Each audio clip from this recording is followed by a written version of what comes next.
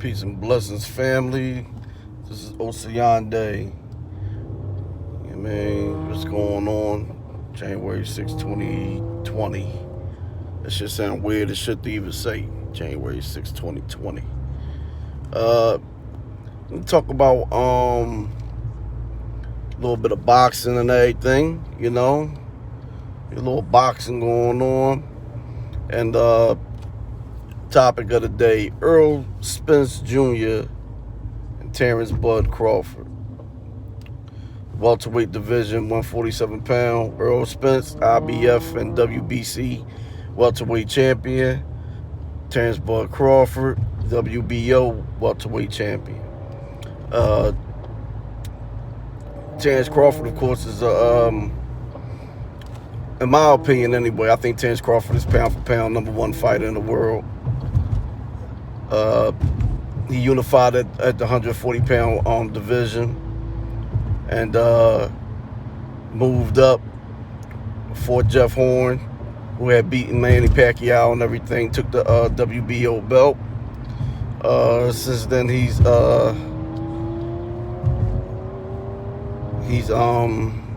has what, one, two, let me see, he fought David Benavidez, Amir Khan, Jose Benavidez, sorry about that. So Jose Benavidez, Amir Khan, and this boy named Mean Machine. I can't remember how you pronounce his name.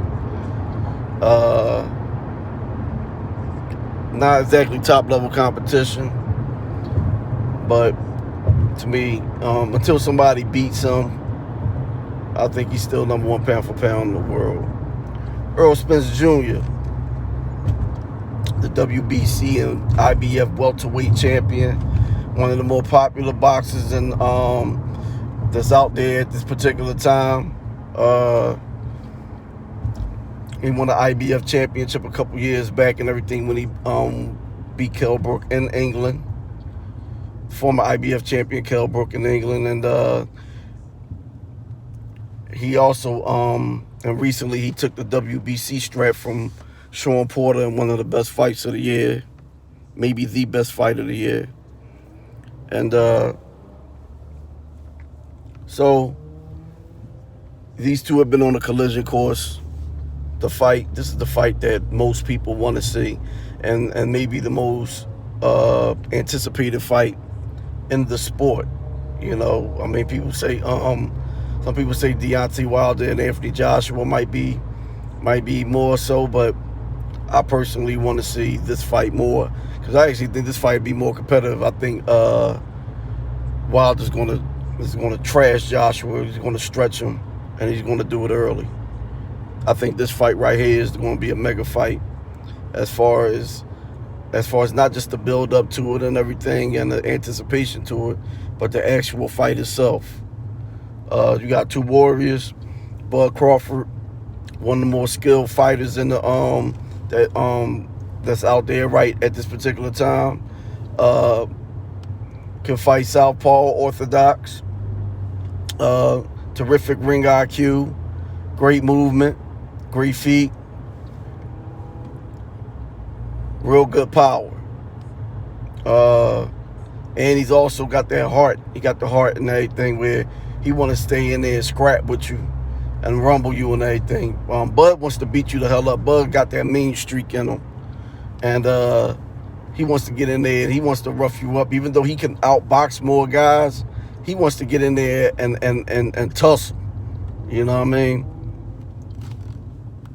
Because he wants to stop you.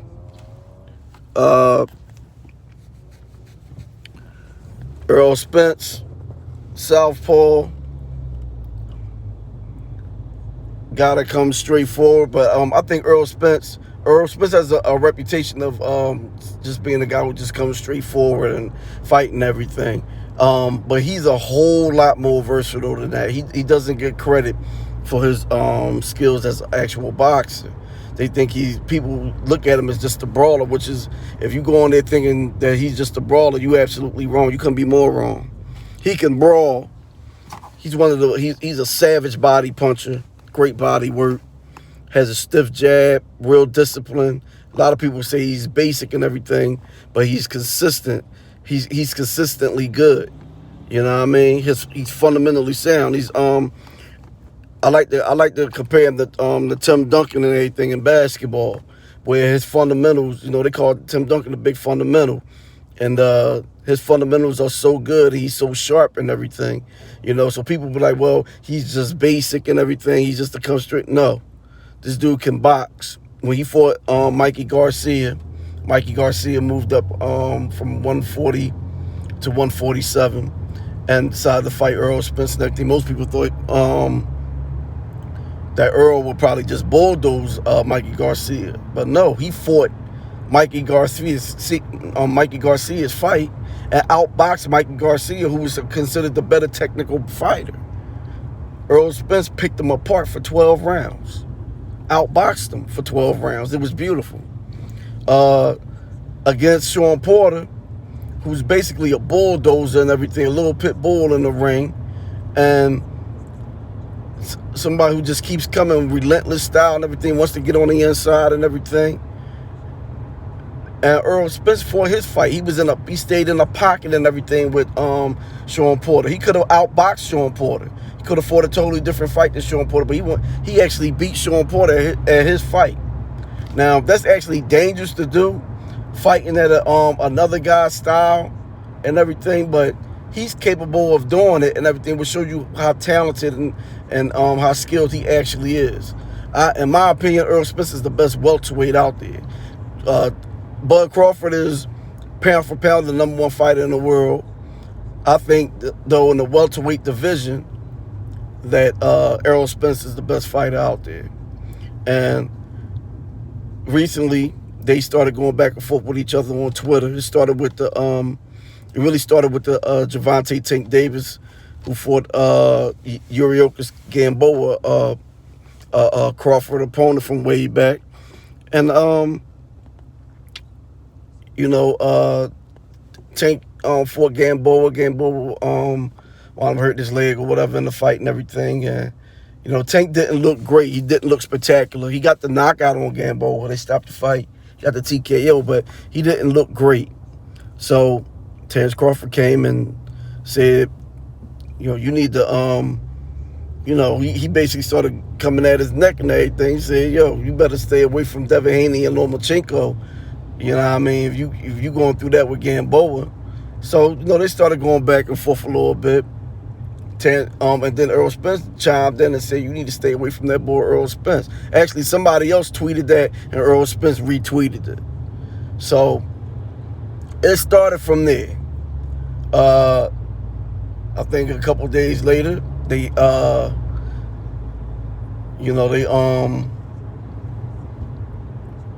somebody said that said Bud, people were coming at Bud on social media and everything. And Bud said basically, that Earl was just, that the PBC guys is just making excuses and all this and everything. And then this past weekend, on Saturday, either Friday or Saturday, I can't remember which day, a homie, Bud's homie, his brother, whoever, came on there and they called himself, and Bud's in the background holding the camera. And Bull started talking shit, coming at the PBC guys and everything like that. So then yesterday on Twitter, basically Bud was like, yo, you need to he told Errol and everything, about making the fight or whatever. No, Errol actually was saying people was talking shit after that shit and everything. Earl was like, ain't nobody over here ducking nothing. So Bud responded to that, and then somebody went under there and said, why don't you fight Sean Porter? And Bud, I think Bud responded to the board with telling him something, why don't you fight these nuts? Some shit like that. And Bud, I think the guy responded to telling him something, he's gonna slap the shit out of Bud and everything like that. So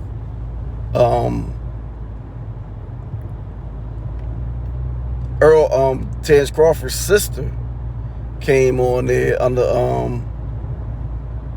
talking about basic actually she came under Earl's tweet from the day before saying he ain't ducking nothing, and so Terrence Crawford's sister talking about something won't make the fight then, and Earl said that works both ways. You know what I mean? Like it takes two to make the fight. So all of a sudden I think Bud snapped, told Earl and everything, don't make no fucking excuses, told me he's gonna knock Earl out, and talking about some y'all need to keep that same energy when I knock him out, all this other extra shit. And escalated from there, talking about let his nuts, you know what I mean? Let your nuts drop and all this other shit and everything. You your own boss. Why don't you do this and do that? So Earl responded and everything, basically saying, yeah, he said all that shit you saying sound good and everything, but you know what you gotta do to make the fight. Talk to your handler, talk to Bob Arum and everything, and make the fight. I don't choke on no smoke. You over here talking shit and everything. He said, you never say nothing. All of a sudden now you want to talk shit. So then they had I think they said they had a phone conversation or something. And, and then Bud came out and said that Earl was a cool dude and everything. Thing is, these dudes know each other. You know what I mean? But I think most of the shit was just to build up for the fight anyway. Basically put some energy behind it, and you talk shit and everything's gonna get people anticipating this fight as it is. The boxing community is anticipating this fight as it is, and then once it actually does come to fruition, if everything goes right, if neither one of these guys lose and everything, because Earl, Earl got a little, he got a nice little ways to go and everything as far as competition he's going to be fighting. He wanted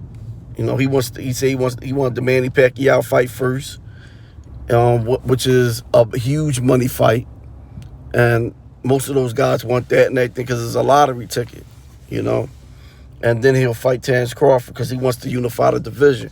He doesn't want to leave 147 and move up to 154 without taking that WBO strap from Terrence Bud Crawford. So, me personally, I love both fighters. I'm a big fan of both guys. When they do fight and everything, I'm probably going to favor Errol Spence slightly. I think Earl is his strength, his size and his strength, and I think the fact that Bud's personality, Bud's heart gets him in trouble. I think Bud's is more than capable of outboxing Earl. He's talented enough to do that. And I think he's the only welterweight that's talented enough to do that. But at the same time, I think his pride and everything is not going to allow him just to try to outbox Errol Spence and switch up on Errol Spence and things like that to just try to win the fight. I think if the fight will come down to